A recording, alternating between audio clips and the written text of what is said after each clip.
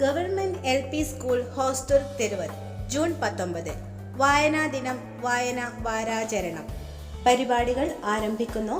ആദ്യമായി പ്രാർത്ഥന. അതിനായി 4ാം തരത്തിലെ ധ്യാൻചന്ദിനെ ക്ഷണിക്കുന്നു. മനസ്സു നന്നാവട്ടെ, മതമേതെങ്കിലുമാകട്ടെ, മാനവഹൃത്തിൽ ചില്ലയിലെല്ലാം മാമ്പുകളിടരട്ടെ. മനസ്സു നന്നാവട്ടെ, മതമേതെങ്കിലുമാകട്ടെ, മാനവഹൃത്തിൽ ചില്ലയിലെല്ലാം നാം പുകളിടരട്ടെ. മനസ്സു നന്നാവട്ടെ. സൗഹൃദ സിദ്ധികൾ പൂത്താൽ സൗവർണാഭ പരന്നാൽ, സൗഹൃദ സിദ്ധികൾ പൂത്താൽ സൗവർണാഭ പരന്നാൽ, സുരഭിത ജീവിത മാധുരി വിശ്വം സമസ്തമരുളുകളല്ലോ. മനസ്സു നന്നാവട്ടെ. സത്യം ലക്ഷ്യമതാകട്ടെ, ധർമ്മം പാതയതാകട്ടെ, സത്യം ലക്ഷ്യമതാകട്ടെ, ധർമ്മം പാതയതാകട്ടെ. ഹൈന്ദവ ക്രൈസ്തവ ഇസ്ലാമികളുടെ കൈകളിണങ്ങിയിടട്ടെ. മനസ്സു നന്നാവട്ടെ, മതമേതെങ്കിലുമാകട്ടെ, മാനവഹൃത്തിൽ ചില്ലയിലെല്ലാം മാമ്പുകൾ വിടരട്ടെ. മനസ്സു നന്നാവട്ടെ, മനസ്സു നന്നാവട്ടെ, മനസ്സു നന്നാവട്ടെ. യോഗത്തിൽ സ്വാഗതമർപ്പിക്കുന്നത് Shrimati Ambika, senior assistant, government LP school hostel തെരുവൽ. ടീച്ചറെ ക്ഷണിക്കുന്നു. ബഹുമാനപ്പെട്ട അധ്യക്ഷൻ, വിശിഷ്ട വ്യക്തികളെ, അധ്യാപകരെ, രക്ഷിതാക്കളെ, പ്രിയപ്പെട്ട കുട്ടികളെ, ഇന്ന് വായനാ ദിനം. എല്ലാവരും ഇപ്പോൾ വായിക്കുന്നത് മൊബൈലിലെ ആപ്പുകളും ഫേസ്ബുക്ക്, ബുക്ക് എന്നിവയൊക്കെയാണല്ലോ. എന്നാൽ അതല്ല ശരിയായ വായന. നമ്മുടെ പുസ്തകങ്ങൾ ചിതലരിക്കാതെ അവയെ നമ്മുടെ തോഴന്മാരാക്കി മാറ്റി അങ്ങനെ നമ്മളെ വീണ്ടും പുസ്തക വായനയിലേക്ക് തിരിയാൻ ഈ ഒരു ദിനം നമ്മെ ഓർമ്മിപ്പിക്കുന്നു. നമ്മുടെ PM മണിക്കറുടെ ജന്മദിനമാണല്ലോ ഇന്ന് വായനാ ദിനമായി ആചരിക്കുന്നത്. PM മണിക്കർ അദ്ദേഹം ചെയ്തതെന്താണ്? സാധാരണ ജനങ്ങളിൽ വായന പരിപോഷിപ്പിക്കാൻ വേണ്ടി നാടുനീളെ ഗ്രന്ഥാലയങ്ങൾ സ്ഥാപിച്ചു. അതും നമുക്കറിയാം. അതൊരു പ്രചോദനമായി ഉൾക്കൊണ്ടുകൊണ്ട് ഇനിയും നമ്മളും ആ ഒരു വായനയുടെ ലോകത്തേക്ക് തിരിയേണ്ട സമയം കഴിഞ്ഞിരിക്കുന്നു. ഇനി നമുക്ക് നമ്മുടെ കുട്ടികളെയും അങ്ങനെ മാറ്റിയെടുക്കേണ്ടിയിരിക്കുന്നു. അങ്ങനെ വായനയെ തിരിച്ചു കൊണ്ടുവരാൻ ഈ വായനാ ദിനം നമ്മളെ ഓർമ്മിപ്പിക്കുന്നു. ഈ ഒരു ദിവസം കൊണ്ട് മാത്രം വായന ഒരു ദിവസം കൊണ്ട് വായിച്ചിട്ട് തീർക്കലല്ല. നമ്മൾ ജീവിതകാലം മുഴുവനും പുസ്തകങ്ങൾ നമ്മുടെ തോഴന്മാരായിട്ട് തന്നെ കൊണ്ടുപോകണം. അതിനായി നല്ല പുസ്തകങ്ങൾ തിരഞ്ഞെടുക്കാൻ രക്ഷിതാക്കൾ സഹായിക്കുക. രക്ഷിതാക്കളും വായിക്കണം. കുട്ടികൾ കാണുന്നത് മുതിർന്നവരെ കണ്ടാണ് പഠിക്കുന്നത്. അതുകൊണ്ട് തന്നെ നമ്മളെ വായിച്ചാൽ മാത്രമേ, ഒരു പത്രം പോലും വരുത്താത്ത ആളുകളുണ്ട്. അമ്മ അച്ഛൻ പത്രം വായിക്കുന്നുണ്ട്, അപ്പം എനിക്കും വായിക്കണം, ആ ഒരു തോന്നൽ കുട്ടികൾക്ക് ഉണ്ടാകണം. അതുകൊണ്ട് തന്നെ മുതിർന്നവർ, അതായത് നമ്മുടെ രക്ഷിതാക്കൾ എല്ലാവരും വായനയുടെ ലോകത്തേക്ക് തിരിയണമെന്ന് പറഞ്ഞുകൊണ്ട് ഈ വായനാ ദിനത്തിൻ്റെ നമ്മുടെ അധ്യക്ഷനായി നമ്മുടെ മുരളി മാസ്റ്ററാണ്. ഹെഡ് മാസ്റ്റർ, പ്രിയപ്പെട്ട ഹെഡ് മാസ്റ്റർക്ക് ഈ പരിപാടിയിലേക്ക് സ്വാഗതം ചെയ്യുകയാണ്. അതുപോലെ തന്നെ ഈ വായനാദിന പരിപാടികൾ ഉദ്ഘാടനം ചെയ്യുന്നത് ബഹുമാനപ്പെട്ട ഹോസ്ദുർഗ് BRCയിലെ BPC ആയ ഉണ്ണിരാജൻ മാഷിനെ സ്നേഹപൂർവ്വം സ്വാഗതം ചെയ്യുന്നു. മുഖ്യ പ്രഭാഷണം നടത്തുന്ന നമ്മുടെ വിദ്യാലയത്തിലെ മുൻ അധ്യാപകനും സാഹിത്യകാരനുമായ ശ്രീ പ്രകാശൻ കരിവള്ളൂർ സാറിനെയും ഈ പരിപാടിയിലേക്ക് സ്വാഗതം ചെയ്യുകയാണ്. കൂടാതെ ആശംസകൾ നേരുന്ന നമ്മുടെ PTA പ്രസിഡന്റ് ശ്രീ പവിത്രൻ തോയമൽ, mother PTA president Shrimati Sumitha, സഹപ്രവർത്തകയായ വാസന്തി ടീച്ചർ എന്നിവരെയും സ്വാഗതം ചെയ്തുകൊള്ളുന്നു. നന്ദി പറയുന്ന SRG കൺവീനർ ശ്രീമതി ഗീത ടീച്ചറെയും മറ്റ് സഹാധ്യാപകരെയും സ്വാഗതം ചെയ്യുക. കൂടാതെ ഈ പരിപാടി വീക്ഷിക്കുന്ന പ്രിയപ്പെട്ട രക്ഷിതാക്കളെയും കുഞ്ഞുമക്കളെയും ഈ പരിപാടിയിലേക്ക് സ്വാഗതം ചെയ്തുകൊണ്ട് ഞാൻ എൻ്റെ വാക്കുകൾ നിർത്തുന്നു. അധ്യക്ഷ സ്ഥാനത്തേക്ക് നമ്മുടെ വിദ്യാലയത്തിൻ്റെ ഹെഡ് മാസ്റ്ററായ ശ്രീ മുരളീധരൻ മാസ്റ്ററെ ക്ഷണിക്കുന്നു. ഈ പരിപാടിയുടെ ഉദ്ഘാടകൻ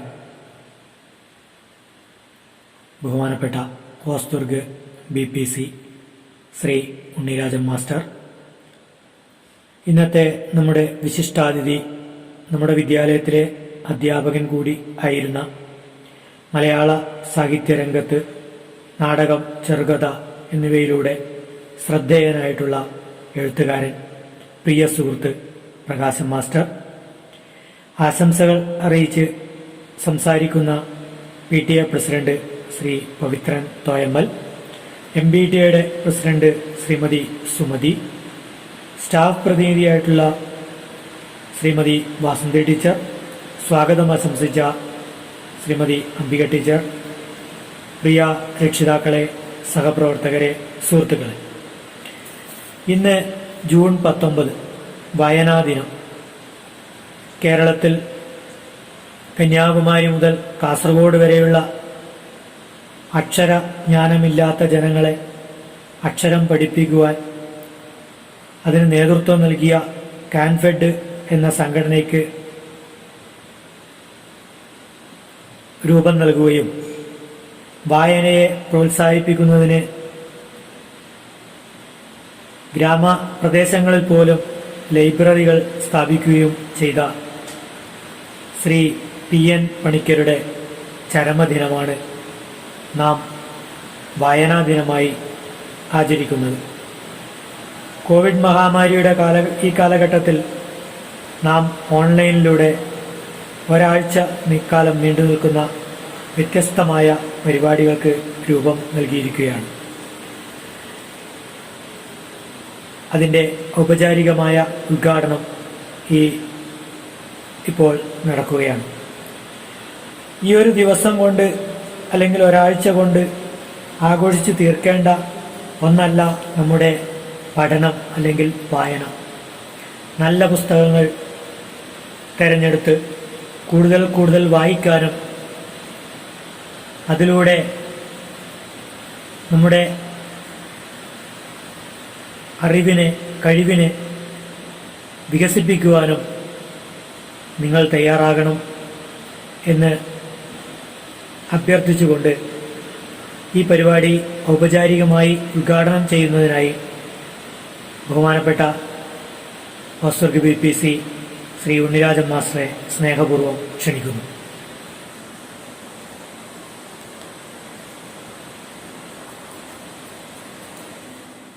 അടുത്തതായി നമ്മുടെ വായനാദിന പരിപാടിയുടെ ഉദ്ഘാടനമാണ്. അതിനായി ശ്രീ ഉണ്ണിരാജൻ മാസ്റ്റർ BPC ഹോസ്ദുർഗ് സാറിനെ ഞാൻ ക്ഷണിക്കുന്നു. തെരുവത്ത് ഗവൺമെൻറ് LP സ്കൂളിലെ പ്രിയപ്പെട്ട രക്ഷിതാക്കളെ, അധ്യാപക സുഹൃത്തുക്കളെ, ഏറ്റവും പ്രിയപ്പെട്ട കുട്ടികളെ, നിങ്ങൾ ഈ വർഷം വായനാവാരം വ്യത്യസ്ത പരിപാടികളോടെ നന്നായി ആഘോഷിക്കുന്നതായി അറിഞ്ഞു. ആദ്യമായി നിങ്ങളുടെ വായനാവാരത്തിന് എൻ്റെ എല്ലാ ആശംസകളും അറിയിക്കുകയാണ്. കേരളത്തിലെ ജനങ്ങളെ അക്ഷരങ്ങളുടെയും വായനയുടെയും ലോകത്തേക്ക് കൈപിടിച്ചുയർത്തുകയും വായനയിൽ വസന്തം വിരിയിക്കുകയും ചെയ്ത മഹാനായിരുന്നു പുതുവായിൽ നാരായണപ്പണിക്കർ എന്ന PN പണിക്കർ. അദ്ദേഹത്തിൻ്റെ ചരമദിനമായ ജൂൺ 19 അദ്ദേഹത്തോടുള്ള ആദരക സൂചകമായി നമ്മൾ വായനാ ദിനമായി ആചരിക്കുന്നത്. വിദ്യാലയങ്ങളിൽ ജൂൺ 19 മുതൽ ജൂൺ 26 വരെ വായനാ വാരമായി ആഘോഷിക്കുകയാണ്.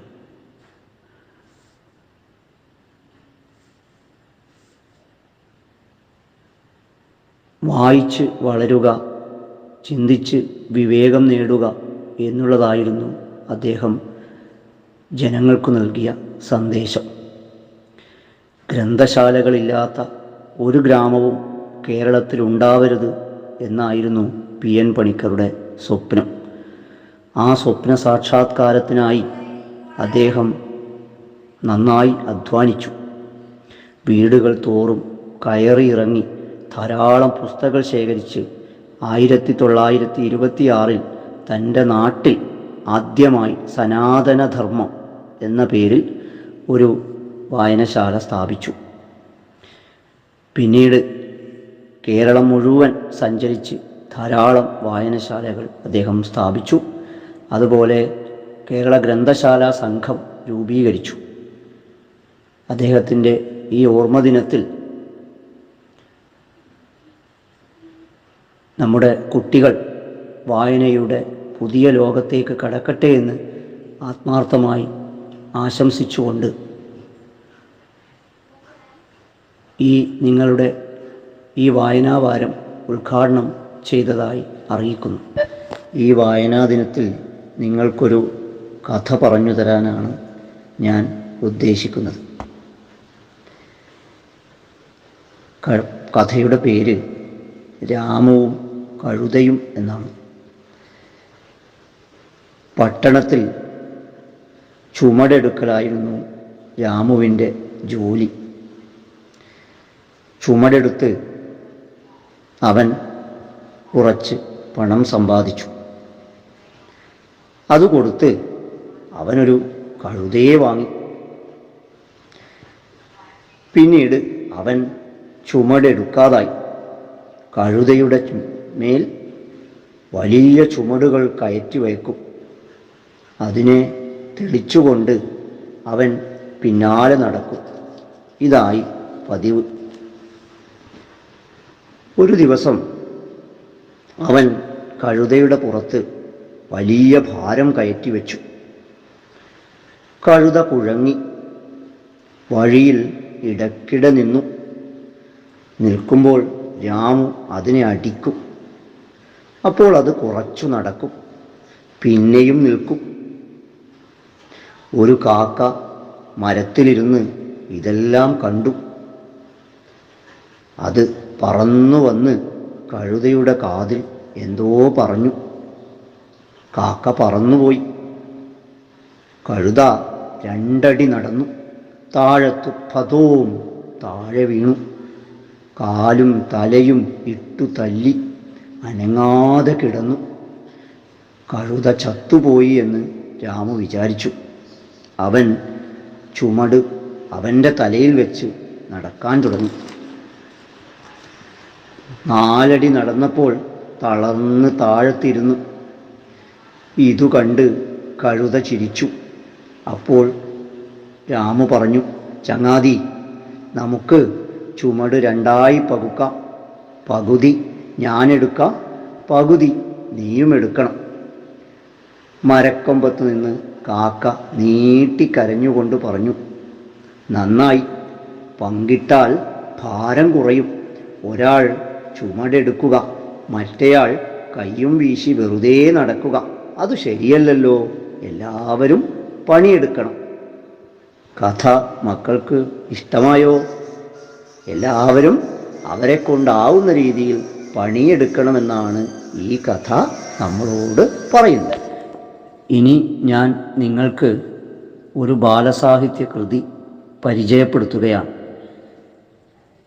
നിങ്ങളെല്ലാവരും വായിച്ചിരിക്കേണ്ട ഒരു മനോഹരമായ ബാലസാഹിത്യ കൃതിയാണ് അത്ഭുത വാനരന്മാർ എന്ന ഈ പുസ്തകം. KV രാമനാഥനാണ് ഈ പുസ്തകം എഴുതിയത്. നമ്മുടെ മലയാളത്തിൽ ഒട്ടേറെ മനോഹരമായ ബാലസാഹിത്യ കൃതികളുണ്ട്.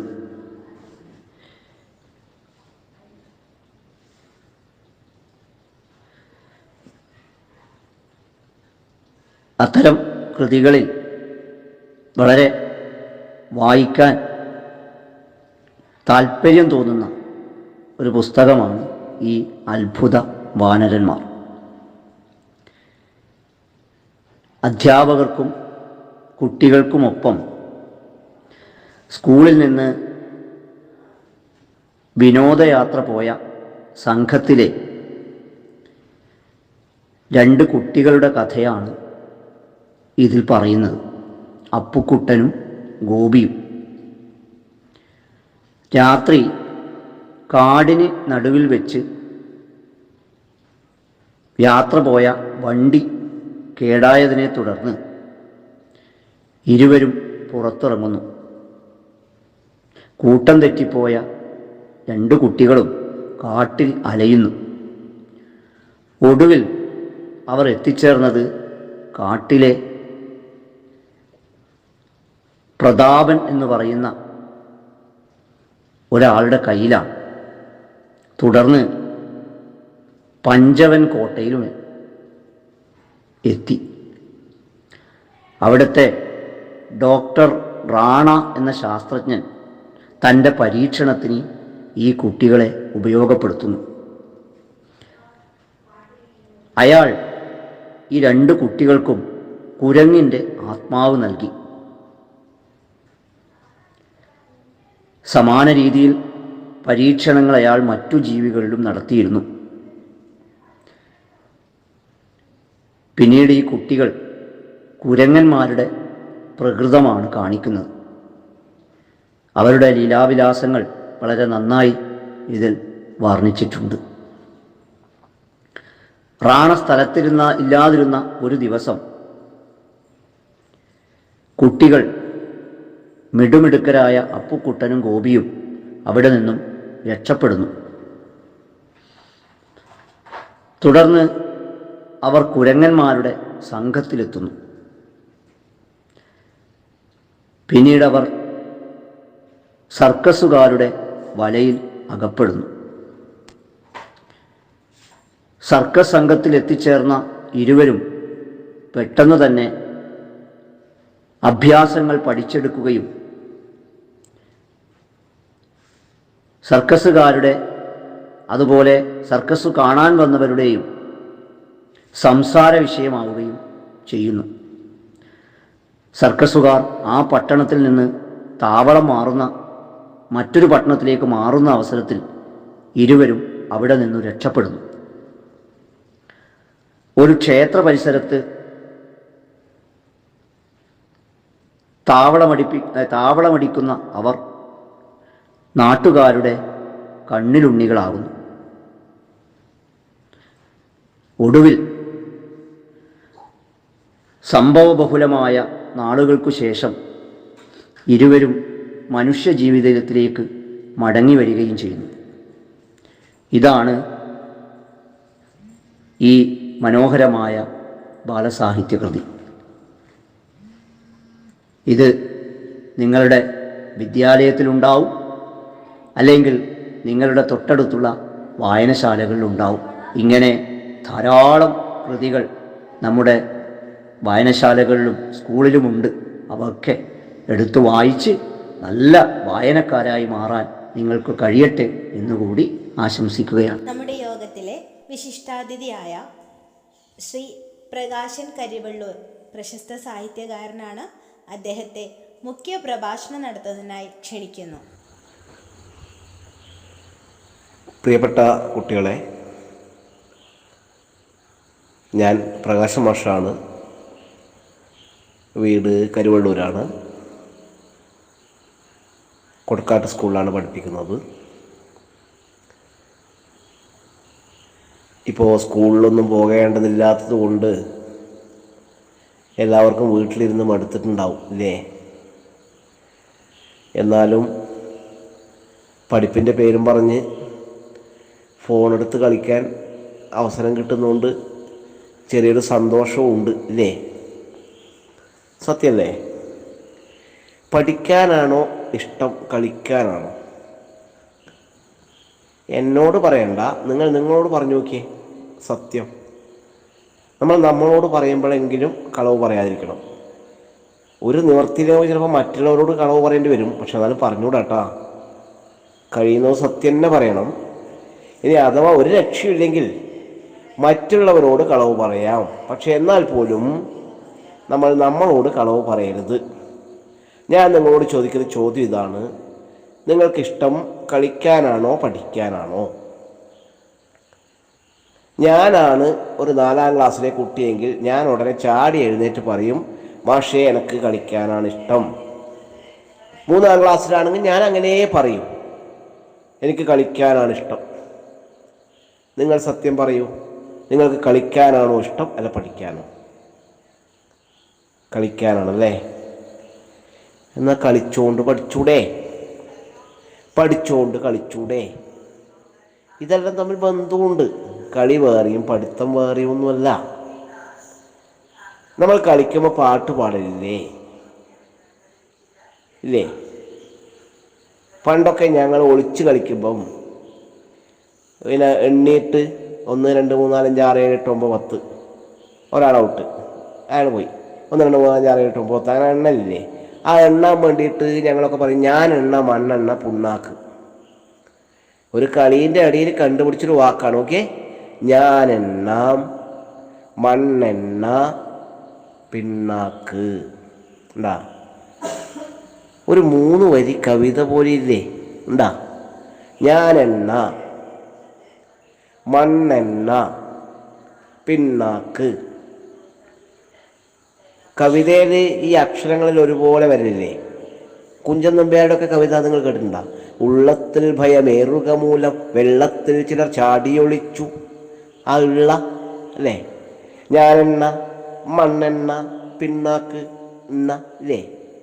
അക്ഷരാവർത്തനം വരുമ്പോൾ ഒരു കവിതയുടെ രസമില്ലേ? അല്ലേ?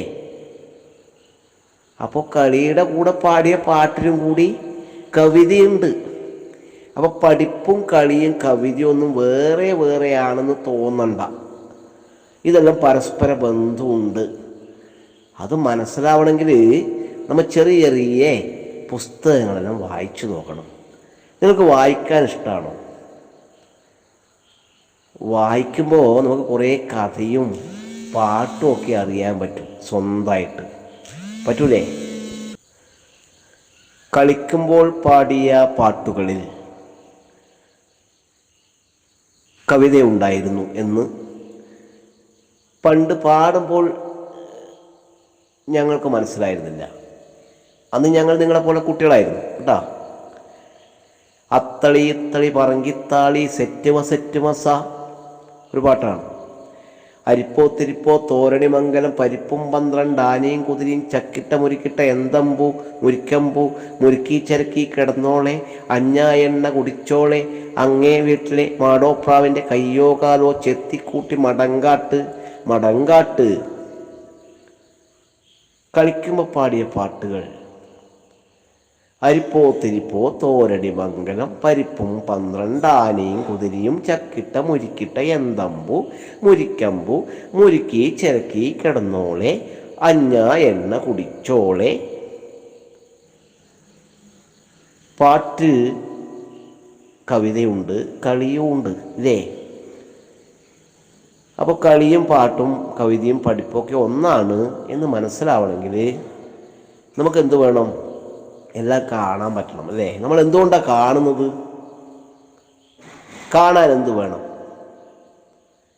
കാണാൻ കണ്ണ് വേണം, വേണമല്ലോ. കണ്ടറിഞ്ഞിടുവാൻ എന്തു വേണം? എല്ലാവരും പാടി. കണ്ടറിഞ്ഞിടുവാൻ എന്തു വേണം? കണ്ടറിഞ്ഞിടുവാൻ കണ്ണു വേണം. വേണ്ടേ? അങ്ങനെ അടുത്ത ചോദ്യത്തിന് ഉത്തരം എന്തായിരിക്കും? അടുത്ത ചോദ്യം എന്തായിരിക്കും? കേട്ടതറിയുവാൻ എന്തു വേണം? ഉത്തരം നിങ്ങൾക്ക് കിട്ടിയില്ലേ? കേട്ടതറിയുവാൻ കാതു വേണം. അങ്ങനെയാണ് അടുത്ത വരി എന്തായിരിക്കും? ഈ ലോകത്തുള്ള സ്കൂൾ വിദ്യാർത്ഥികളെല്ലാവരും കേൾക്കാനിടയുള്ള ഒരു കഥ നിങ്ങളും കേട്ടിട്ടുണ്ട്. കഥയുടെ പേര് പറഞ്ഞാൽ എല്ലാവരും ഇപ്പോൾ അറിയാന്ന് പറയും. ഏതാ കഥ അറിയോ? ഉറുമ്പും പ്രാവും. കേട്ടിട്ടുണ്ടല്ലോ. ചിലപ്പോൾ നമ്മളോട് ബാലവാടിയിൽ നിന്ന് തന്നെ ടീച്ചർ ഈ കഥ പറഞ്ഞിട്ടുണ്ടാവും, ഉറുമ്പും പ്രാവും. കേൾക്കാത്തവരാരുമില്ല. എന്നാൽ ആ കഥയോടുള്ള ഇഷ്ടം കൊണ്ട് ഞാൻ ഒന്ന് വെറുതെ പറയാം. ഒരു പുഴയിലേക്ക് ചാഞ്ഞു നിൽക്കുന്ന ഒരു മരം ഉണ്ടായിരുന്നു. അതിൻ്റെ കൊമ്പിലൊരു പ്രാവ് ഇരിക്കുന്നുണ്ട്. അപ്പോഴാണ് ആ മരക്കൊമ്പിലെ ഒരു ഇലയിൽ നിന്ന് ഒരു ഉറുമ്പ് കാല് വഴുതിയിട്ട് ആ വെള്ളത്തിലേക്ക് വീണുപോയത്. ചെറിയ ഉറുമ്പല്ലേ, വലിയ പുഴയല്ലേ. പാവ ഉറുമ്പിങ്ങനെ കയ്യും കാലിട്ടടിച്ച് മുങ്ങി ചാവാൻ പോകുന്ന കണ്ടിട്ട് പ്രാവിന് ദയ തോന്നി. അയ്യോ പാവം. പ്രാവ് ഉടൻ എന്ത് ചെയ്തു? ഒരു ഇല കൊത്തി അടർത്തി വെള്ളത്തിലേക്ക് വീഴ്ത്തി. ഉറുമ്പ് എന്ത് ചെയ്തു? ആ ഇലയുടെ മുകളിൽ കയറി നിന്ന് രക്ഷപ്പെട്ടു. നോക്കി മുകളിലേക്ക്. അപ്പോൾ ഇല കൊത്തിയിട്ട് തന്ന പ്രാവിനെ കണ്ടു. പ്രാവിനോട് പറഞ്ഞു, പ്രാവേ, വലിയ ഉപകാരമായി, ഞാനിപ്പോൾ മുങ്ങി ചത്തുപോട്ടി. നീ ആ ഇല കൊത്തിയിട്ടിട്ടില്ലെങ്കിൽ സന്തോഷമുണ്ട് കേട്ടോ. എൻ്റെ ജീവൻ രക്ഷിച്ചതിന് എനിക്ക് എന്നും നിന്നോട് നന്ദി ഉണ്ടാവും. എപ്പോഴെങ്കിലും എന്നെക്കൊണ്ട് കഴിയുന്ന വല്ല ഉപകാരം ഞാൻ നിനക്ക് ചെയ്യും. അത് കേട്ടപ്പോൾ പ്രാവിനൊരു പുച്ഛം. ഇത്രയും ചെറിയ ഉറുമ്പ്, എനക്ക് ഈ പറക്കാൻ പറ്റുന്ന ആ ഉറുമ്പിനേക്കാൾ എത്രയോ വലിയ എനക്ക് എന്ത് ഉപകാരം ചെയ്യൽ? നീ ചെറുതല്ലേ ഉറുമ്പേ, ഈ വലിയ പറക്കാൻ പറ്റുന്ന പക്ഷിയായ എനക്ക് ഇങ്ങനെ വെല്ലെ നടക്കുന്നേ കടുമണി പോലത്തെ നിനക്ക് എന്ത് ഉപകാരം ചെയ്യാൻ പറ്റില്ല? പാവം ഉറുമ്പിന് സങ്കടമായി. ഒരാൾക്ക് ഒരു ഉപകാരമൊന്നും ചെയ്യാനും മാത്രമൊന്നും ഞാനില്ലല്ലോ. ഇപ്പോൾ ആ പ്രാവിനെ എന്നെ സഹായിക്കാൻ പറ്റിയില്ലേ, എനിക്കതുപോലൊന്നും ആരെയും സഹായിക്കാനൊന്നും പറ്റില്ലല്ലോ. സങ്കടമായിപ്പോയി പാവ ഉറുമ്പിന്. പക്ഷെ ഉറുമ്പ് വിചാരിച്ചതുപോലൊന്നും അല്ല കേട്ടാ. കുറേ നാൾ കഴിഞ്ഞപ്പോൾ ഒരു ദിവസം ഈ ഉറുമ്പ് ആ പ്രാവിനെ കണ്ടു. തന്നെ സഹായിച്ച പ്രാവാണെന്ന് മനസ്സിലായി. എങ്ങനെയാ കണ്ടത്? വലിയൊരു അപകടത്തിൻ്റെ വക്കിലാണ് ഇപ്പോഴും ആ പ്രാവുള്ളത്. എന്താ അപകടം? മരക്കൊമ്പിലിരിക്കുന്ന പ്രാവിന് നേരെ അമ്പ് വില്ലിൽ വെച്ചിട്ട് തൊടുത്ത് നിൽക്കുന്നു ഒരാൾ. ആ പക്ഷിയെ അമ്പ് ചെയ്യാൻ വേണ്ടിയിട്ട് നിൽക്കുന്ന ഒരാൾ. ഉറുമ്പ് വേഗം പോയിട്ട് ആ ആളുടെ കാലിൽ ഒരു കടി കൊടുത്തു. അപ്പോൾ ഈ അമ്പ് ആ കടിയുടെ മേലിൽ ആവെന്ന് പറഞ്ഞിട്ട് അങ്ങ് കൈ അനക്കിയപ്പോൾ അത് എവിടെയോ പോയി. പ്രാവിനെ കൊണ്ടില്ല. പ്രാവ് എന്തെന്നോ അടുത്തേക്ക് കൂടി പോകുന്ന പായതിട്ട് അമ്പാന്ന് പറഞ്ഞു. പിന്നീട് മനസ്സിലാക്കി ആ ആളുടെ കാലിൽ ഉറുമ്പ് കടിച്ചിട്ടാണ്, പണ്ട് താൻ സഹായിച്ച ഉറുമ്പ് കടിച്ചിട്ടാണ് താൻ രക്ഷപ്പെട്ടതെന്ന്. പ്രാവിൻ്റെ കണ്ണ് നിറഞ്ഞു. പണ്ട് പരിഹസിച്ചില്ലേ? എന്താ പരിഹസിച്ചത്? നിന്നെപ്പോലത്തെ ഒരു ചെറിയ ജീവി എന്നെപ്പോലത്തെ ഒരു വലിയ ജീവിക്ക് എന്തുപകാരം ചെയ്യാൻ പറ്റില്ല? അങ്ങനെ ചെറുത് വലുത് എന്നൊന്നും അളക്കരുത് ഒന്നിനെയും. വളരെ ചെറിയൊരു കഥയല്ലേ ഇത്, പക്ഷേ അത് നമുക്ക് പറഞ്ഞു തരുന്ന വലിയൊരു കാര്യമുണ്ടെന്ന്. ഇങ്ങനെ പരസ്പരം പ്രയോജനപ്പെടാനൊക്കെ അല്ലെങ്കിൽ പിന്നെ എന്തിനാണ് ജീവിതം? അതാണൊരു ചോദ്യം. അത് വളരെ പ്രധാനപ്പെട്ട ചോദ്യമാണ് കേട്ടോ. അങ്ങോട്ടും ഇങ്ങോട്ടും കഴിയുന്ന വല്ല സഹായമൊക്കെ ചെയ്യാനല്ലെങ്കിൽ പിന്നെ എന്തിനാണ് ജീവിക്കുന്നത്? ഉറുമ്പിനെയും പ്രാവിനെയും കഥാപാത്രമാക്കിയിട്ട് ഇങ്ങനൊരു ചിന്ത നമ്മൾ ഉണ്ടാക്കിയ ആ മഹാനായ എഴുത്തുകാരൻ്റെ പേര് നിങ്ങൾ അറിയണം. ലോകപ്രശസ്തനായ എഴുത്തുകാരനാണ്, വലിയ വലിയ നോവലുകളൊക്കെ എഴുതിയ മഹാനായ എഴുത്തുകാരനാണ് ടോൾസ്റ്റോയ്. കേട്ടിട്ടുണ്ടാ? റഷ്യക്കാരനാണ്. യുദ്ധവും സമാധാനവും പോലുള്ള അതിഗംഭീരമായ നോവൽ എഴുതിയ ടോൾസ്റ്റോയ്, അന്നാ കരേനീന പോലുള്ള നോവൽ എഴുതിയ ടോൾസ്റ്റോയ്. ആ ടോൾസ്റ്റോയ് എഴുതിയ കഥയാണ് ഇപ്പോൾ ഞാൻ പറഞ്ഞ ഉറുമ്പും പ്രാവും. പക്ഷികളും ഉറുമ്പുകളൊക്കെയാണ് കഥാപാത്രമെങ്കിലും നമ്മുടെ മനുഷ്യരോടും കൂടി ആ കഥ പറയുന്നത്. എന്താണ് പറയുന്നത്? പരസ്പരം സഹായിക്കാൻ, അല്ലെങ്കിൽ പിന്നെ ഈ ജീവിതത്തിൻ്റെ അർത്ഥം എന്താണ്? വിശേഷബുദ്ധിയില്ല എന്ന് നമ്മൾ പറയുന്ന ജീവജാലങ്ങൾക്കിടയിൽ പോലും ഇത്തരമുള്ള പരസ്പര സഹായ സ്നേഹത്തിൻ്റെ ബന്ധത്തിൻ്റെയൊക്കെ ഇടപെടലുകളുണ്ട്. അപ്പോൾ വലിയ വിശേഷ ബുദ്ധി ഉണ്ട് എന്ന് അഭിമാനിക്കുന്ന മനുഷ്യർക്കിടയിൽ ഇതൊക്കെ ഇല്ലാതാവാൻ പാടില്ല എന്ന് ഓർമ്മിപ്പിക്കുകയാണ് കഥ. മറ്റൊരു കാര്യവും കൂടി ആ കഥ പറഞ്ഞു തരുന്നു. ഒന്നും അത്ര നിസ്സാരമെന്ന് ആരും കരുതണ്ട. അതതിൻ്റെതായ പ്രാധാന്യം ഓരോന്നിനുമുണ്ട്. ഇങ്ങനെയാണ് കഥകൾ കാര്യം പറയുക. ഇതൊന്നും ആ കഥയിലില്ല കേട്ടോ, നമ്മൾ വായിച്ച് മനസ്സിലാക്കുന്നതാണ്. ഒരു കഥാകൃത്ത് കഥ എഴുതിയിട്ട് അതിൽ ഇന്ന കാര്യങ്ങളുണ്ടെന്ന് അയാൾ തന്നെ പറഞ്ഞു തരുമൊന്നും വേണ്ട. വായിച്ച് ശീലിക്കുമ്പോൾ നമുക്ക് മനസ്സിലാവും ഇന്ന കാര്യങ്ങളൊക്കെ അതിലുണ്ട്. നമുക്ക് നമ്മളതായ രീതിയിൽ മനസ്സിലാവും. ഞാൻ മനസ്സിലാക്കിയതായിരിക്കും വേറൊരാൾ മനസ്സിലാക്കുക. നിങ്ങളെ ടീച്ചറോ മാഷോ മനസ്സിലാക്കിയായിരിക്കും ചിലപ്പോൾ ഞാൻ മനസ്സിലാക്കിയിട്ടുണ്ടാവുക. നമ്മൾ ഓരോരാളും ഒരു കഥാകാരൻ ഒരു കഥ എഴുതും. അത് കുറേ ആൾക്കാർ അവരവരെ തോന്നും പോലെ വായിക്കും. നിങ്ങളും അങ്ങനെ വായിക്കണം, നിങ്ങൾക്ക് തോന്നും പോലെ. വായന നമ്മുടെ ഇഷ്ടമാണ്. നമുക്ക് ഇഷ്ടമുള്ളതുപോലെ നമ്മൾ വായിക്കുക, അല്ലാതെ ആരോ പറഞ്ഞതുപോലെയൊന്നുമല്ല. അല്ലേ? അപ്പോൾ ഉറുമ്പും പ്രാവും എന്നുള്ള കഥ വളരെ മനോഹരമായൊരു കഥയാണ്. എൻ്റെ മനസ്സിൽ മാത്രമല്ല, ലോകത്തുള്ള എല്ലാ കുട്ടികളുടെയും മനസ്സിൽ ഈ കഥ കൊണ്ടിട്ടുണ്ടാവും. ടോൾസ്റ്റോയ് ഇതുപോലെ ഒരുപാട് കഥകൾ കുട്ടികൾക്ക് വേണ്ടി എഴുതിയിട്ടുണ്ട്. മണമൊന്നറിയുവാൻ എന്തു വേണം, മണമൊന്നറിയുവാൻ മൂക്കു വേണം, രുചിയൊന്നു നോക്കുവാൻ എന്തു വേണം, രുചിയൊന്നു നോക്കുവാൻ നാക്കു വേണം, തൊട്ടതറിയുവാൻ എന്തു വേണം, തൊട്ടതറിയുവാൻ ത്വക്ക് വേണം.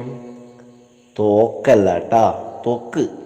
നമ്മുടെ ദേഹത്തെ മൊത്തം പൊതിഞ്ഞിരിക്കുന്ന തോലില്ലേ, തൊലി, അതിനെ ത്വക്ക് എന്നാ പറയുക. തോക്ക് അല്ല കേട്ടാ, അത് വെടിവെക്കുന്ന സാധനം. തൊട്ടതറിയുവാൻ എന്തു വേണം, തൊട്ടതറിയുവാൻ ത്വക്ക് വേണം. അപ്പോൾ 5 കാര്യങ്ങൾ നമ്മൾ അറിയുന്നുണ്ട്. കണ്ണിലൂടെ കണ്ടറിയുന്നു, കാതിലൂടെ കേട്ടറിയുന്നു, മൂക്കിലൂടെ മണത്തറിയുന്നു, നാക്കിലൂടെ രുചിച്ചറിയുന്നു, ത്വക്കിലൂടെ തൊട്ടതറിയുന്നു. കണ്ണ്, ചെവി, മൂക്ക്, നാക്ക്, ത്വക്ക്. 5 കാര്യങ്ങളിലൂടെ 5 കാര്യങ്ങൾ അറിയുന്നു അല്ലേ? പഞ്ചേന്ദ്രിയങ്ങൾ എന്ന് പറയും. ഇത് അറിയുന്നതുകൊണ്ട് ജ്ഞാനേന്ദ്രിയങ്ങൾ എന്നും പറയും. അറിയുന്നത് ഇങ്ങനെയൊക്കെയാണല്ലേ. എന്നാൽ അവസാനം ഒരു ചോദ്യം ചോദിക്കട്ടെ, നല്ലതറിയുവാൻ എന്തു വേണം, നല്ലതറിയുവാൻ എന്തു വേണം, എന്തു വേണം? പൈമ്പാല് പോലെ മനസ്സു വേണം. നല്ല ശുദ്ധമായൊരു മനസ്സ്, വെള്ളം ചേർക്കാത്ത, അല്ല പശുവിൻ്റെ പാല് പോലത്തെ നല്ല ഒന്നാതൊരു മനസ്സുണ്ടെങ്കിൽ നമുക്ക് നല്ല കാര്യങ്ങൾ അറിയാൻ പറ്റും. നല്ല കാര്യങ്ങൾ അറിയാൻ പറ്റും.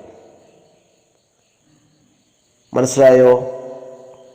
അപ്പോൾ നല്ല കാര്യങ്ങൾ അറിയാൻ ഒരു മനസ്സുണ്ടാക്കിയെടുക്കണം. അതെങ്ങനെ ഉണ്ടാക്കിയെടുക്കാൻ പറ്റും? കഥയും കവിതയൊക്കെ വായിക്കണം. വെറുതെ അല്ല കേട്ടോ വായിക്കുന്നത്, നമുക്ക് നല്ലൊരു മനസ്സുണ്ടാവാൻ വേണ്ടിയിട്ടാണ്. നമുക്ക് ചിന്തിക്കാൻ പറ്റും, ഓർക്കാൻ പറ്റും, നമുക്ക് സന്തോഷിക്കാൻ പറ്റും, സങ്കടപ്പെടാൻ പറ്റും. നമുക്ക് കുറച്ചുകൂടി നല്ല, ഇപ്പോൾ ഉള്ളതിനേക്കാൾ കുറച്ചുകൂടി നല്ല മനസ്സുണ്ടാവും. അതിനൊക്കെ വേണ്ടിയാണ് വായിക്കുന്നത്. കഥ വായിക്കുന്നത്, പാട്ട് കേൾക്കുന്നത്, സിനിമ കാണുന്നത്, ചിത്രം വരക്കുന്നത് ഒക്കെ നമ്മളെ മനസ്സ് സന്തോഷിക്കാൻ വേണ്ടിയാണ്. വയറ് നിറച്ച് തിന്നിട്ട് കിടന്നുറങ്ങുമ്പോൾ മാത്രമാണോ സന്തോഷം? അങ്ങനെയൊന്നും അല്ല കേട്ടോ. അതൊരു സന്തോഷമായിരിക്കും ചിലർക്ക്, പക്ഷെ അത് മാത്രമൊന്നുമല്ല സന്തോഷം. സന്തോഷം പലതരത്തിലുണ്ട്, പലതരത്തിലുണ്ട് സന്തോഷം. ഖലീൽ ജിബ്രാൻ എന്നു പേരുള്ള അയാൾ വലിയ കവിയായിരുന്നു കേട്ടോ. അയാൾ ഒരു ടീ ക്ലബിൽ പോയി. ടീ ക്ലബിൽ എന്ന് പറഞ്ഞാൽ എന്താ? ടീ ക്ലബ്ബ് പറഞ്ഞാൽ പുറം നാട്ടിലൊക്കെ അങ്ങനെയുണ്ട്. അവിടെ ചായ കുടിക്കാം, പിന്നെ ചെസ്സ് കളിക്കാം, അവിടുന്ന് പുസ്തകം വായിക്കാം, അങ്ങനെയൊക്കെയുള്ള സ്ഥലം. ഇയാൾ അവിടെ പോയിട്ട് ഒരു ചായ ഓർഡർ ചെയ്തു. അവിടെ ചായക്കാരൻ ചായ കൊണ്ടുവച്ചു.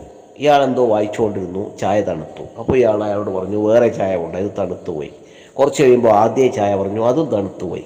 അവസാനം ഈ ചായക്കടക്കാരന് ദേഷ്യം വന്നു. ഏത് നേരം ഒരു വായന, വേറെ പണിയില്ലേ നോക്കുന്നു. കുറേ ഭ്രാന്തന്മാരുണ്ട് എന്തൊക്കെയോ എഴുതാൻ, വേറെ കുറേ ഭ്രാന്തന്മാരുണ്ട് ഇതൊക്കെ വായിക്കാൻ. ഇയാൾ അത്യാവശ്യം എഴുതുന്ന ആളാണെന്നൊക്കെ മനസ്സിലായിട്ടുള്ള ചോദ്യം കേട്ടോ. ജിബ്രാനെ കുറിച്ച് കേട്ടിട്ടുണ്ട്, കവിയൊക്കെയാണ്. അപ്പോൾ ഖലീൽ ജിബ്രാനോട് ചോദിച്ചെന്താ, നിങ്ങൾ എന്തിനാണ് ഈ എഴുതിയും വായിക്കുകയൊക്കെ ചെയ്യുന്നത്, വേറെ പണിയില്ലേ? അപ്പോൾ ജിബ്രാൻ തിരിച്ചൊരു ചോദ്യം ചോദിച്ചു. സുഹൃത്തെ, നിങ്ങൾ ചോദിച്ചതിന് ഞാൻ ഉത്തരം പറയാം, അതിനു മുമ്പ് ഞാൻ ചോദിക്കുന്നതിന് നിങ്ങളൊരു ഉത്തരം പറയുമോ? അപ്പോൾ അയാൾ പറഞ്ഞു അറിയുമോ പറയാം. ഉടനെ ഖലീൽ ജിബ്രാൻ എന്നു പേരുള്ള മഹാകവി ചോദിക്കുകയാണ്, എന്തിനാണ് നമ്മൾ ഭക്ഷണം കഴിക്കുന്നത്? ഉടൻ ആ ചായക്കടക്കാരൻ പറഞ്ഞു, വളരാൻ, ജോലി ചെയ്യാനുള്ള ശക്തി കിട്ടാൻ, നമുക്ക് അസുഖമൊന്നും വരാതിരിക്കാൻ. പോഷകം ലഭിച്ചാൽ അസുഖം വരില്ല, ഊർജം കിട്ടും, വളരും. അയാൾ പറഞ്ഞ കാര്യമാണല്ലോ അല്ലേ? അയാൾക്ക് അറിയാം കേട്ടോ, കാര്യമാണ്. ഉടനെ ഖലീൽ ജിബ്രാൻ മറുപടി പറഞ്ഞു, ഈ 3 കാര്യങ്ങൾ നമ്മുടെ ശരീരത്തിന് മാത്രം പോരാ, മനസ്സിന് കൂടി വേണം. ശരീരത്തിന് മാത്രം വളർന്നാൽ പോരാ, ശരീരത്തിന് മാത്രം ഊർജം കിട്ടിയാൽ പോരാ, ശരീരത്തിന് മാത്രം രോഗം വരാതിരുന്നാൽ പോരാ. ഈ 3ഉം മനസ്സിനും ആവശ്യമാണ്. മനസ്സിന് ഭക്ഷണം ആവശ്യമാണ്, മനസ്സിന് ദാഹജലം ആവശ്യമാണ്, മനസ്സിന് പ്രാണവായു ആവശ്യമാണ്.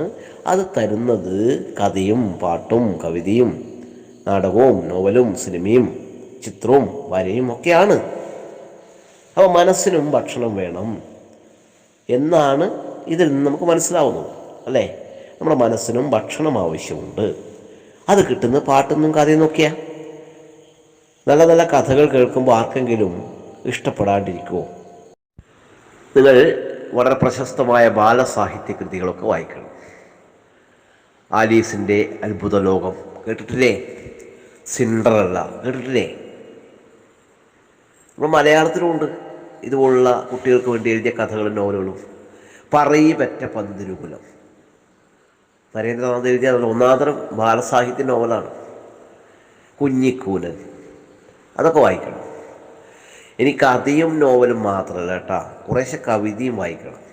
നിങ്ങൾ വലിയ ക്ലാസ്സിലെത്തിയ ടീച്ചറും മാഷും ആസ്വാദനം എഴുതാൻ പറയുമ്പോൾ നിങ്ങൾ പറയും കവിത വായിച്ചാൽ തിരിയില്ല മാഷേ ടീച്ചറേ. അതിൻ്റെ കാരണം എന്ന് അറിയുമോ? നിങ്ങൾ കവിത എപ്പം വായിക്കില്ല, അതുകൊണ്ടാണ്.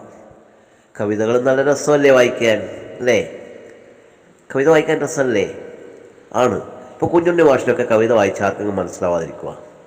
ചില 2-3 വരിയൊക്കെ ഉള്ളൂ അല്ലേ? പരത്തി പറഞ്ഞാൽ പർപ്പടകം, ചുരുക്കി പറഞ്ഞാൽ പപ്പടം, കയ്യിലെടുത്തൊന്ന് അമർത്തി പൊടിച്ചാൽ പടം. പപ്പടത്തെക്കുറിച്ച് എഴുതിയ കവിത എന്ന് വിചാരിക്കുന്നമ്മ. പക്ഷേ മാഷ് പറയുന്നത് പറയലിനെ കുറിച്ചാണ്. ചില ആൾക്കാർക്കെല്ലാം പരത്തി പരത്തി പരത്തി പർപ്പടകാക്കിയിട്ടേ പറയാൻ പറ്റും. ആ കേട്ട് കഴിയുമ്പോഴേക്കും അതിൻ്റെ രസം അങ്ങ് പോവും. ഇനി ചില ആൾക്കാർ വളരെ ധൃതിയാണ്, ഒറ്റയടിക്ക് പറഞ്ഞാൽ ഒന്നും മനസ്സിലാവില്ല, പടം അങ്ങ് തീർക്കും, അതും മനസ്സിലാവില്ല. പിന്നെന്താ, പറയേണ്ടതുപോലെ പറയും പപ്പടം. അപ്പോൾ എന്ത് ചെയ്യുക? കേൾക്കേണ്ട പോലെ കേൾക്കാം. പപ്പടം, പർപ്പടകവും വേണ്ട, പടമും വേണ്ട, പപ്പടം. നിങ്ങൾ പറയേണ്ടതുപോലെ പറയുകയാണെങ്കിൽ ആളുകൾ കേൾക്കേണ്ടതുപോലെ കേൾക്കും. നിങ്ങൾ എഴുതേണ്ടതുപോലെ എഴുതുകയാണെങ്കിൽ ആളുകൾ വായിക്കേണ്ടതുപോലെ വായിക്കും. അല്ലാതെ പർപ്പടകം വേണ്ട, ബോറടിക്കും, പടം ആയിക്കൂടാ, ഒന്നും മനസ്സിലാവില്ല. പറയേണ്ടതുപോലെ പറയുക, എഴുതേണ്ടതുപോലെ എഴുതുക എന്ന് കുഞ്ഞുണ്ണി ഭാഷ എഴുതുമ്പോൾ ഈ പർപ്പടക കവിതയുണ്ടാവും. മാങ്ങ വീഴ്ത്താൻ തോട്ടിയുണ്ട്, മാങ്ങ പൂളാൻ കത്തിയുണ്ട്, മാങ്ങ തിന്നാൻ ഞാനുമുണ്ട്. എന്തായിരിക്കും 4ാമത്തെ വരി? ഇത് കുഞ്ഞുണ്ണി മാഷിൻ്റെ ഒരു കുഞ്ഞു കവിത കേട്ടോ. ഒന്നുകൂടി ആ 3 വരി ഞാൻ ചൊല്ലാം. 4-മത്തെ വരി നിങ്ങൾക്ക് കിട്ടുമെന്ന് പറയണം. മാങ്ങ വീഴ്ത്താൻ തോട്ടിയുണ്ട്, മാങ്ങ പൂളാൻ കത്തിയുണ്ട്, മാങ്ങ തിന്നാൻ ഞാനുമുണ്ട്. 4-മത്തെ വരി പറഞ്ഞേ. മാങ്ങ മാത്രം മാവിലില്ല. ഇതെല്ലാം ഉണ്ടായിട്ടുണ്ടെന്ന് വേണ്ട.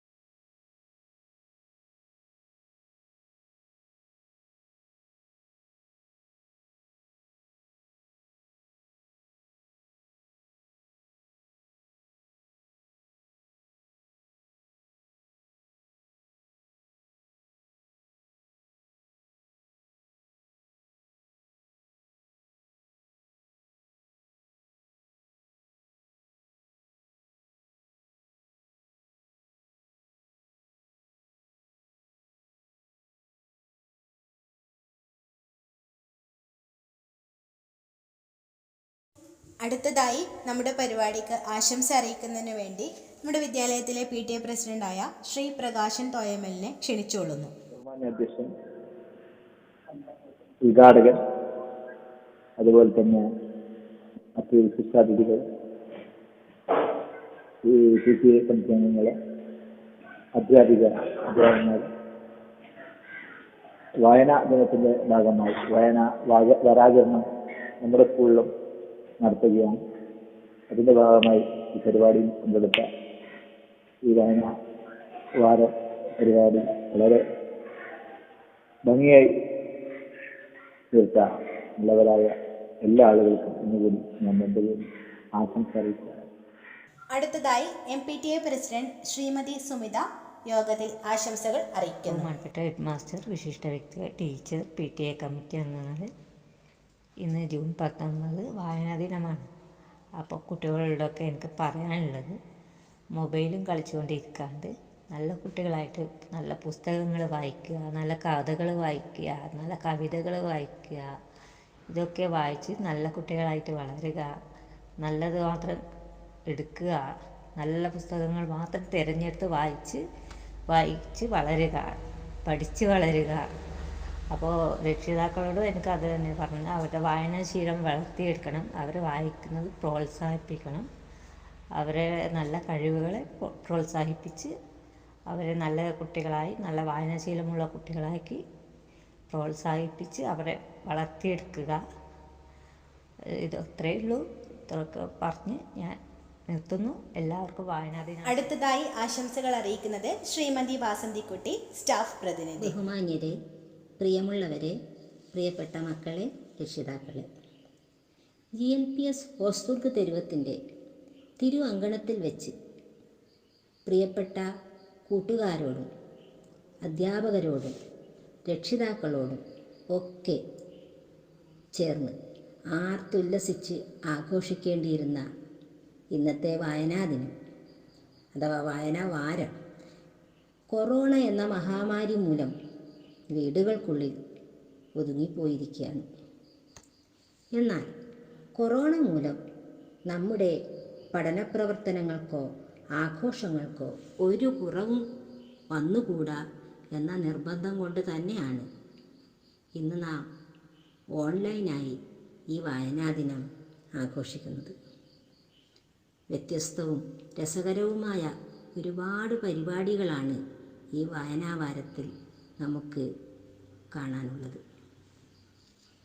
വായനയുടെയും വായനാദിനത്തിൻ്റെയും പ്രാധാന്യത്തെക്കുറിച്ച് നമ്മുടെ ബഹുമാനപ്പെട്ട ഹെഡ് മാസ്റ്ററും ഉണ്ണിരാജൻ സാറും പിന്നെ അംബിക ടീച്ചർ, പ്രകാശം മാഷ്, നമ്മുടെ PTA പ്രസിഡൻറ്റ് പവിയേട്ടൻ ഒക്കെ നിങ്ങളോട് ഏറെ സംസാരിച്ചു കഴിഞ്ഞു.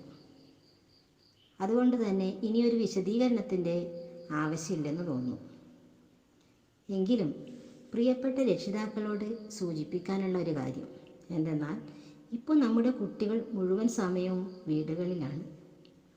ഓൺലൈൻ ക്ലാസ്സുകളും പിന്നെ തുടർന്നുള്ള പ്രവർത്തനങ്ങളൊക്കെ കഴിഞ്ഞാൽ ഏറെ സമയം അവർ വീടുകളിൽ വെറുതെ ചെലവഴിക്കുന്നുണ്ട്.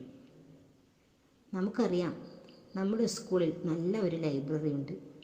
കൂടാതെ ക്ലാസ് ലൈബ്രറികളും. ഏത് സമയത്ത് വേണമെങ്കിലും നിങ്ങൾക്ക് സ്കൂളിൽ ചെന്ന് ഇഷ്ടമുള്ള പുസ്തകങ്ങൾ തിരഞ്ഞെടുത്ത് കൊണ്ടുപോകാവുന്നതാണ്. കൂടാതെ പൊതു ലൈബ്രറികളും ഏറെ ഉണ്ട്. നല്ല ലൈബ്രറികളുള്ള വീടുകളും ഉണ്ടാകാം. വെറുതെ പാഴാക്കുന്ന ഈ സമയത്ത് അവർ കൊച്ചു കൊച്ചു കുട്ടിക്കഥകളും കവിതകളും വായിച്ച് വളരട്ടെ. വായിച്ച് മനസ്സിലാക്കിയ കാര്യങ്ങൾ സ്വന്തം കുറിപ്പുകളാക്കി നോട്ട് പുസ്തകങ്ങളിൽ സൂക്ഷിക്കണം. ഓരോ വീട്ടിലും സ്വന്തമായി ഒരു ലൈബ്രറി രൂപപ്പെടട്ടെ. അങ്ങനെ നമ്മുടെ മക്കൾ നല്ല വായനക്കാരാവട്ടെ. നല്ല വായന അറിവും ആനന്ദവും മാത്രമല്ല, മനസ്സിന് നല്ല വ്യായാമം കൂടിയാണ്. വായനയിലൂടെ നമ്മുടെ മക്കളുടെ ആത്മവിശ്വാസവും ധൈര്യവും വളർത്തിയെടുക്കാനാവും. അതിനായി രക്ഷിതാക്കളുടെയും അധ്യാപകരുടെയും എല്ലാവിധ പിന്തുണയും അവർക്ക് ലഭിക്കട്ടെ. വായിച്ച് വായിച്ച് നമ്മുടെ മക്കൾ അറിവിൻ്റെ നീലവിഹായസിലേക്ക് ചിറകുകൾ വീശി പറന്നുയരട്ടെ. എല്ലാവിധ ആശംസകളും. നന്ദി, നമസ്കാരം. നമ്മുടെ പരിപാടി ഇവിടെ അവസാനിക്കുന്നു. നന്ദി അറിയിക്കുന്നതിന് വേണ്ടി SRG കൺവീനറായ ശ്രീമതി ഗീത MBA ക്ഷണിച്ചുകൊള്ളുന്നു. അധ്യക്ഷസ്ഥാനം അലങ്കരിച്ച ബഹുമാനപ്പെട്ട headmaster Shri Muraleedharan sir, സ്വാഗതം പറഞ്ഞ senior assistant Shrimati Ambika teacher, വായനാദിന പരിപാടി ഔപചാരികമായി ഉദ്ഘാടനം ചെയ്ത ഹോസ്ദുർഗ് BPC ശ്രീ ഉണ്ണിരാജൻ സർ, ഈ പരിപാടിയിൽ മുഖ്യപ്രഭാഷണം നടത്തിയ പ്രശസ്ത സാഹിത്യകാരൻ ശ്രീ പ്രകാശൻ കരുവള്ളൂർ, ആശംസകൾ അർപ്പിച്ച് സംസാരിച്ച PTA president Pavithran Thoyammal, MPTA president Shrimati Sumitha K, staff പ്രതിനിധി ശ്രീമതി വാസന്തിക്കുട്ടി ടീച്ചർ, പ്രിയപ്പെട്ട രക്ഷിതാക്കളെ, കുട്ടികളെ, വായനാ ദിനത്തെക്കുറിച്ചും അതിൻ്റെ പ്രാധാന്യത്തെക്കുറിച്ചും എല്ലാവരും ഇവിടെ പറഞ്ഞു കഴിഞ്ഞു. അതിനാൽ ഞാൻ എൻ്റെ കർത്തവ്യത്തിലേക്ക് കടക്കുകയാണ്. ആദ്യമായി പരിപാടി ഉദ്ഘാടനം ചെയ്ത ഹോസ്ദുർഗ് BPC ഉണ്ണിരാജൻ സാറിന് എൻ്റെ പേരിലും സ്കൂളിൻ്റെ പേരിലുമുള്ള നന്ദി അറിയിച്ചു കൊള്ളുന്നു. അതുപോലെ തന്നെ വായനാ ദിനത്തെക്കുറിച്ച് കുട്ടികൾക്ക് ഏറെ കാര്യങ്ങൾ പറഞ്ഞു കൊടുത്ത മുഖ്യാതിഥിയും പ്രശസ്ത സാഹിത്യകാരനുമായ ശ്രീ പ്രകാശൻ കരുവള്ളൂരിനും നന്ദി അറിയിക്കുന്നു. കൂടാതെ വേദിയിലുള്ള എല്ലാവർക്കും, രക്ഷിതാക്കൾക്കും കുട്ടികൾക്കും എൻ്റെയും സ്കൂളിൻ്റെയും പേരിലുള്ള നന്ദി അറിയിച്ചു. അടുത്തതായി ദേശീയ ഗാനം.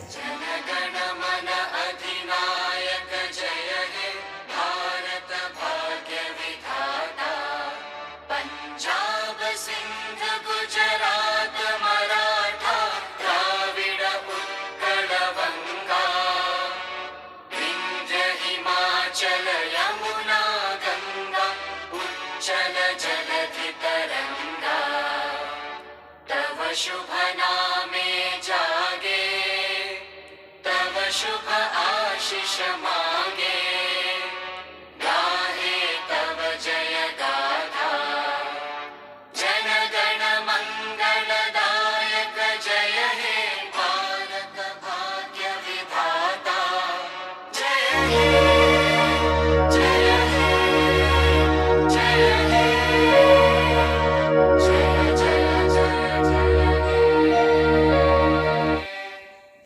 Every one for your kind corporation.